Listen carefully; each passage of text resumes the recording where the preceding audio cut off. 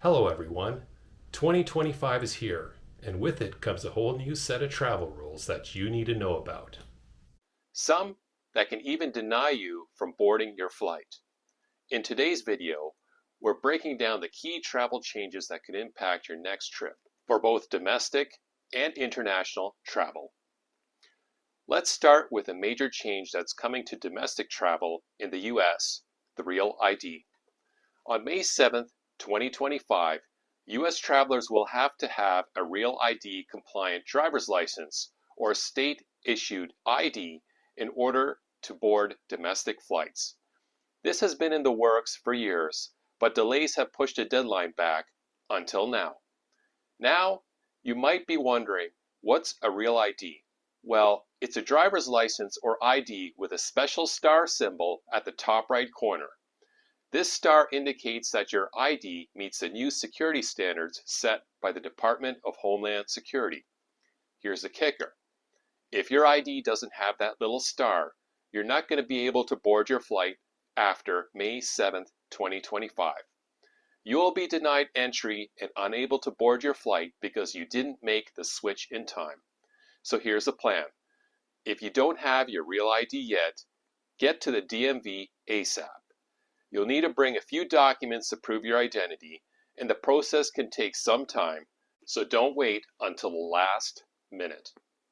Now, if all this sounds like a headache, just use your passport. It's a valid form of ID for domestic flights, and you can skip the DMV hassle altogether, and you're already set for international flights.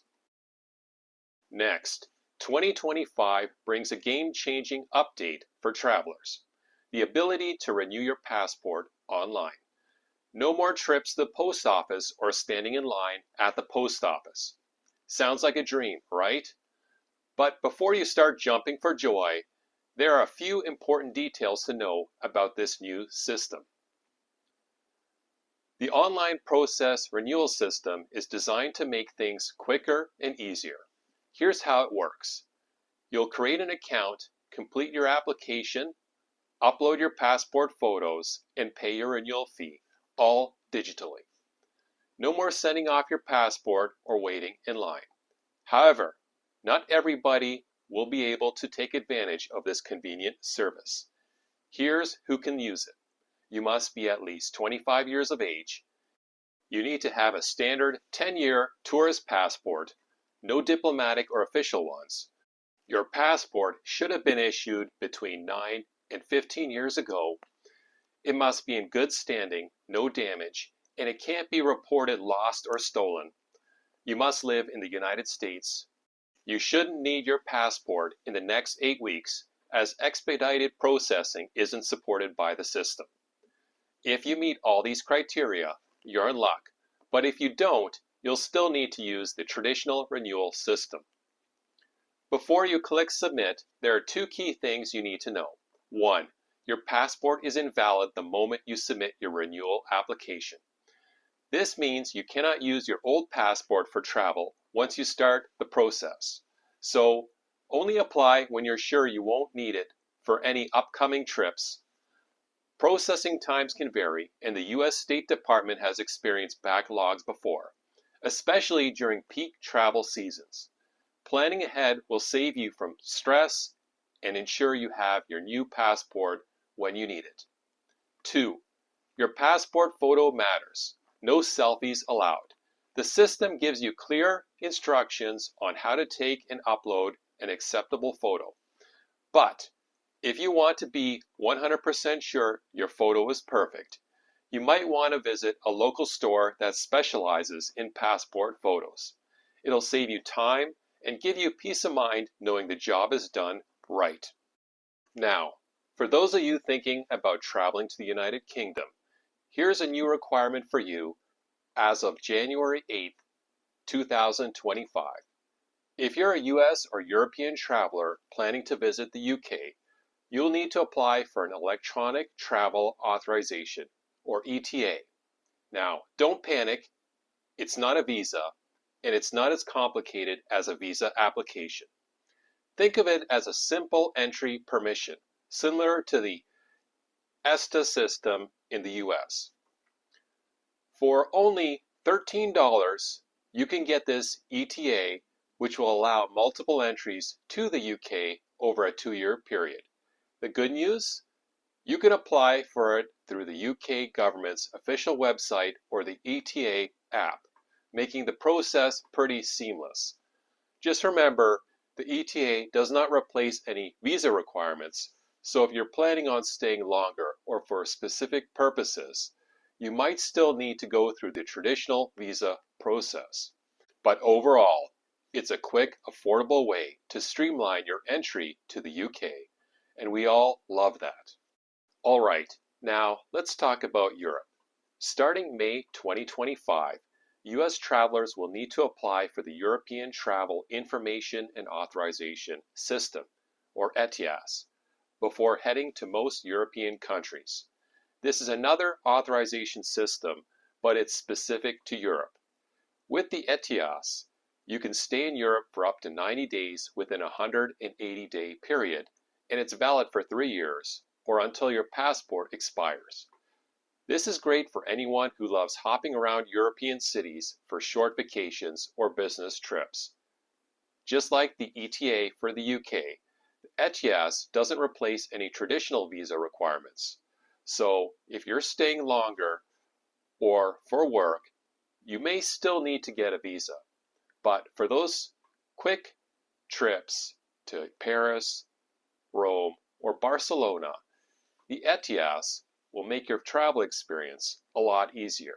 It's a simple, fully online process that costs €7 or $7.50 US. This fee is required unless you're under 18 or over 70. ETIAS is a new border control system for tracking non-EU travelers entering and leaving the Schengen zone, and you'll need to have your fingerprints scanned and have your picture taken with a border officer instead of having your passport book stamped. At least you won't have to worry about running out of space in your passport if you travel to Europe a lot.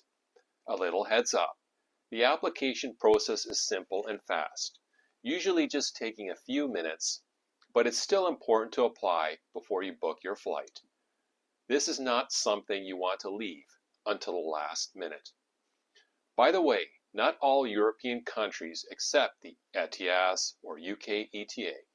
The largest airport in Europe is in Istanbul, Turkey, so you may encounter a layover there during one of your trips. And if you have a long layover at the Istanbul airport and want to explore the city, ETIAS won't cover it.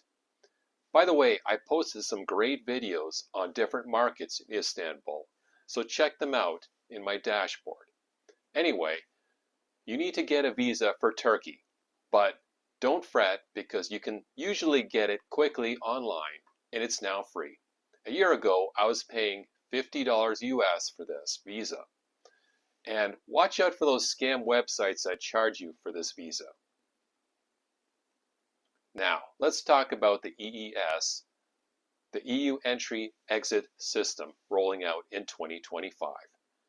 Think of it as a high-tech upgrade to border control. The Entry-Exit System, EES, will replace the old-school method of stamping passports with a smooth biometric system. Instead of a stamp, non-EU travelers will have their entry and exit recorded digitally, using facial recognition and fingerprints. The EES was initially set for 2022, but will now roll out in phases throughout 2025. One thing to note is that this system will make it much simpler for authorities to track overstays, meaning automatic fines or entry bans could be on the table if you overstay your welcome. To understand the impact of this, let's explain the 90-180 rule.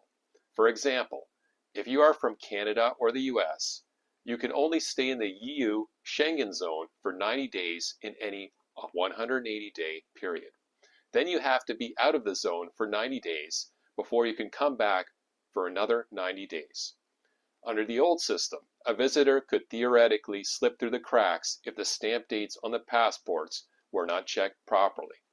You could also get around this if you carried multiple passports, like a dual Canada-US citizenship, and stamped alternate passports every 90 days.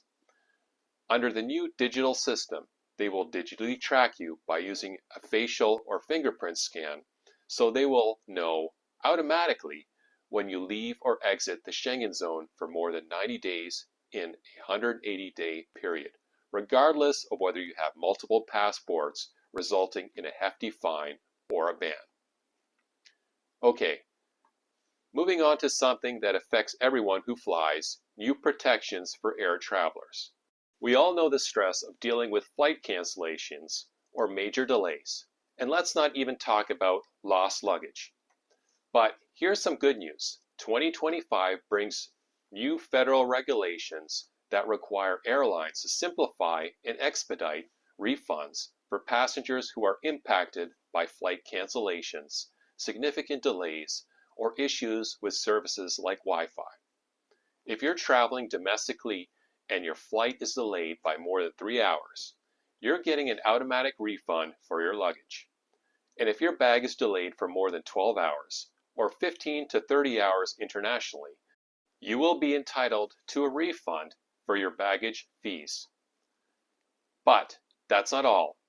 If your flight is canceled or delayed, you should also get a refund for things like Wi-Fi or in-flight services that didn't work. And here's a real win for all of us. Airlines are also required to offer 24/7 live customer service. So no more waiting on hold for hours to figure out what went wrong with your flight. So there you have it. 2025 brings some big changes for travelers, but with the right preparation, you can breeze through all of them. What are your travel plans for 2025? Do you have any upcoming trips or destinations on your bucket list? Let me know in the comments below, and if you enjoyed this video, please click like and subscribe.